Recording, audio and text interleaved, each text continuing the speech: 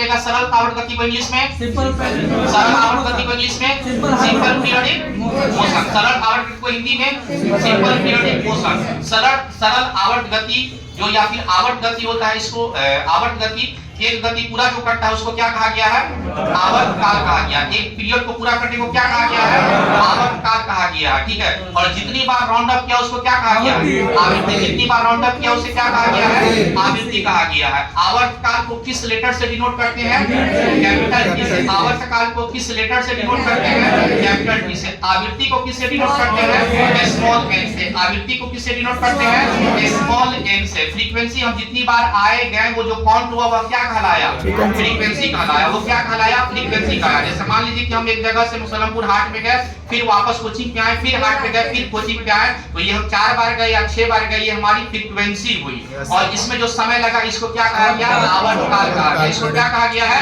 आवर्त काल कहा गया। आवर्त काल को किस लेटर से डिनोट करते हैं, कैपिटल टी से। और कैपिटल टी से। और फ्रीक्वेंसी को किससे डिनोट करते हैं, स्मॉल एन से। अच्छा ये बताएगा कि आवर्त काल का जो समीकरण होता है, सूत्र होता है, वो क्या होता है,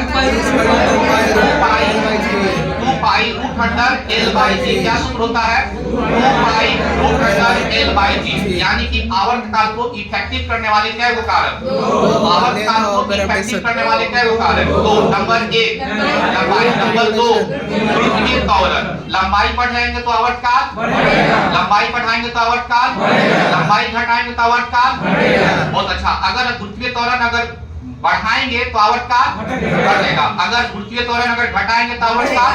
मतलब सिंपल सी बात है कि ये लोग है सेम काम करेगा, बढ़ाएंगे तो बढ़ेगा, घटाएंगे तो घटेगा। जबकि स्मॉल जी जो है विपरीत काम करता है, बढ़ाएंगे तो घट जाएगा और घटाएंगे तो बढ़ जाएगा। अब घड़ी के सीन में जल्दी से बताएगा, घड़ी में 2 कंडीशन हो सकता है, जाड़े के समय में और ठंडी के समय में, गर्मी के समय में। तो गर्मी के समय में प्रायः जो पेंडुलम वाली जो घड़ी होती है, लोलक की जो घड़ी होती है, वह स्लो हो जाती है, तो उसकी लंबाई क्या हो जाती है, इसकी लंबाई बढ़ेगी, उसका आवर्त काल बढ़ जाएगा। तो जब लंबाई बढ़ा, आवर्त काल बढ़ा, तो वह घड़ी स्लो की फास्ट हो जाएगा, एकदम स्लो हो जाएगा। ठंडी के समय में क्या हो जाता है कि उसकी लंबाई क्या हो जाती है, बढ़ जाती है। जब लंबाई घटी तो आवर्त काल भी बढ़ गई। और ठंडी के समय में आपका लोलक वाला घड़ी क्या चलेगा, तेज चलेगा। लेकिन वर्तमान समय में हम लोग के घड़ी में ऐसा सीन नहीं होता है। वो इसलिए नहीं होता है कि अब हम लोग का जो घड़ी पेंडुलम वाला बनाया गया है वो वैसे संसाधन से बनाया गया है जिससे ज्यादा इफेक्ट लोगों पे नहीं करता है और सही समय पे सारी चीज को बताता है। क्लियर।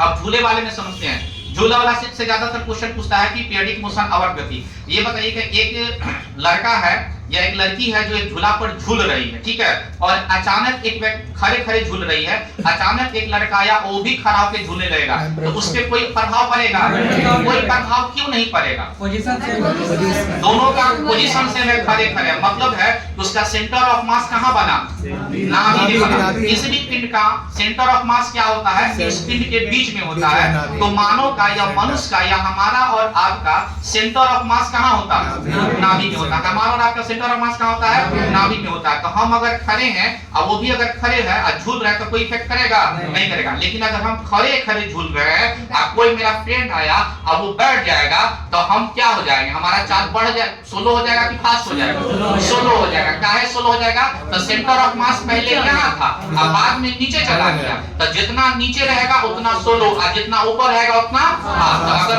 खड़े हैं और आके बैठ गया तो हमारा लंबाई को बढ़ा दिया, लंबाई को बढ़ा देगा तो हमारा आवर्त काल को बढ़ा देगा, आवर्त काल को बढ़ा देगा तो हमारा झूला जो हो जाएगा वह क्या हो जाएगा, सोलो। ठीक है। अगर हम बैठ के झूल रहे हैं, हम झूले पे हैं, हम बैठ के झूल रहे हैं, कोई आके खड़ा हो गया तो झूला पे प्रभाव पड़ेगा, बड़ा खतरनाक प्रभाव पड़ेगा। जहां सोलो था वही झूला क्या हो जाएगा, फास्ट हो जाएगा। यानी कि हम पहले बैठे हुए थे तो हमारा सेंटर ऑफ मास कहाँ था, नीचे था। लेकिन जैसे कोई लंबा व्यक्ति आया या खड़ा हो गया तो उसका सेंटर ऑफ मास ऊपर हो गया, तो मतलब लंबाई कम किया। जब लंबाई कमा तो मतलब उसका आवर्त काल क्या हो गया, घट गया। और जब आवर्त काल घटा और लंबाई घटा तो उसका रिजल्ट क्या हो जाएगा कि झूला जो एकदम फास्ट हो जाएगा। 2 सीन समझ में आ गया। तीसरा सीन समझिएगा कि तीसरा सीन तो बता ही दिए कि अगर एक व्यक्ति खड़ा है, ठीक है, और दूसरा व्यक्ति भी आके खड़ा हो जाएगा, झूला झूलेगा तो कोई प्रभाव पड़ेगा, कोई प्रभाव नहीं पड़ेगा। सेंटर ऑफ मास से कोई नहीं। अगर 2 व्यक्ति खड़ा है और एक व्यक्ति झूलने लगा, एक व्यक्ति उतर भी गया, तब भी कोई फर्क करेगा, कोई फर्क नहीं पड़ेगा। तो आपको क्या देखना है कि उस पिंड का, उस वस्तु का सेंटर ऑफ मास कहाँ है। पहले कहाँ था और अभी कहाँ है। और सेंटर ऑफ मास में बस ये देखना है कि लंबाई कम रहा है कि ज्यादा हो रहा है। अगर लंबाई कमेगा तो तेज हो जाएगा, लंबाई अगर बढ़ेगा तो स्लो हो जाएगा। क्लियर? आपका कंप्लीट हो गया। क्लियर?